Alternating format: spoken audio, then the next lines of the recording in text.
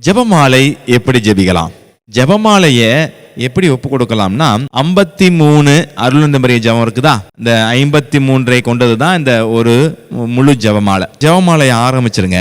ஆரம்பிச்சுட்டு இந்த அருள் நிறைந்த மரியை வர்றப்ப மாத்திரம் இந்த முதல் அருள் மரிக்கு நீங்க உங்களுக்கு யார் இந்த உலகத்தை ரொம்ப பிடிக்குமோ, அது உங்க அப்பாவா இருக்கலாம், உங்க அம்மாவா இருக்கலாம். இந்த முதல் 10 என்னுடைய அம்மாவுக்காக போடுகிறேன். அந்த மறை உண்மையில ஆரம்பிச்ச பிறகு என்னுடைய அம்மாவுக்காக அருள் நிறைந்த மரியே வாழ்க ஆண்டவர் முரணே. 2வது என்னுடைய அப்பாவுக்காக அருள் நிறைந்த மரியே வாழ்க ஆண்டவர் முரணே பெண்களுக்குள் ஆசன் அப்படியே சொல்லணும். 3வது இதுல என்னுடைய அண்ணனுக்காக, என்னுடைய அண்ணன் பேரை கூட சொல்லலாம். நீங்க ஒவ்வொருத்தருடைய பெயரையும் சொல்லி அவங்களுக்காக நீங்க ஒவ்வொருத்தருக்காகவும் ஒரு அருள் நிறைந்த மரிய ஜெபம் ஒப்பு கொடுத்து 53 நபர்களுக்காக ஜெபிக்கக்கூடிய அளவுக்கு ஒரு அற்புதமான பழக்கத்தை எனக்கு சொல்லி கொடுத்தாங்க. இன்னொரு பழக்கமும் சொல்லி கொடுத்தாங்க. வண்டியில போறப்ப நம்ம ஜெபமாலை கையில இருக்காது, ஜெபமாலை கையில வச்சு ஜெபிக்கவும் முடியாது. ஆனா வண்டியில பயணிக்கிறப்ப 2 வீலர் ஓட்டுறப்பையும் சரி அல்லது 4 வீலர்ல கார்ல போறப்பையும் சரி, நம்ம ஒருவேளை ஜெபமாலை எடுத்துட்டு வரலனா கூட, ஜெபமாலை கையில இல்ல அல்லது ஜெபமாலை கையில எடுத்து ஜெபிக்க முடியாத சூழ்நிலை இருக்கும் பொழுது கூட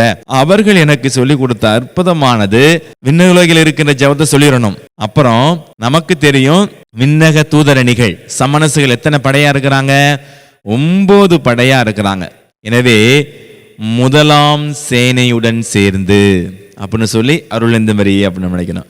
2ஆம் சேனையுடன் சேர்ந்து அப்படின்னு சொல்லி 2வது அருள் இந்த மரி. இப்படி 9ஆம் சேனையுடன் சேர்ந்துன்னு 9 அருள் மரியை முடிச்சுட்டு 10வது அருள் மரியாவுக்கு அனைத்து புனிதர்களுடனும் அப்போஸ்தலருடனும் சேர்ந்து அப்படின்னு 10வது அருள் மரியை ஒப்பு கொடுக்க சொல்லுவாங்க. உண்மையிலே எனக்கு ரொம்ப பிடிச்சிருந்தது மக்களே.